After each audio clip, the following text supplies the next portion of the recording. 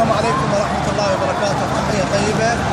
عظم الله أجورنا وأجوركم بمناسبة وفاة الإمام الكاظم عليه السلام.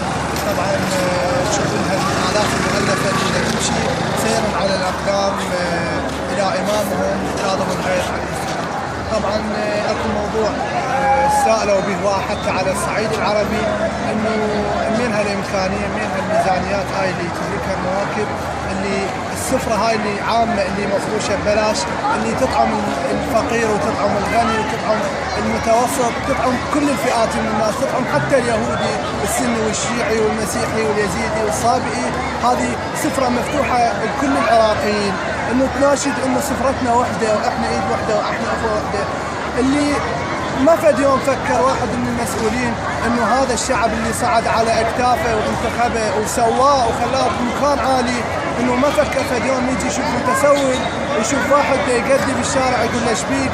شنو اللي خلاك هيك تسوي؟ ما فد يوم دق باب وسال يا بش محتاجين ما محتاجين، اللي هاي فلوسهم ورواتبهم كلها من عندنا، كلها طالعه من الشعب، منك ومني ومن غيرك. طبعا نسال الله ان يوفق المسير هذا الهائل، ونسال الله نجاح موسى الكاظم ان يحفظ العراق والعراقيين اجمعين. السلام عليكم.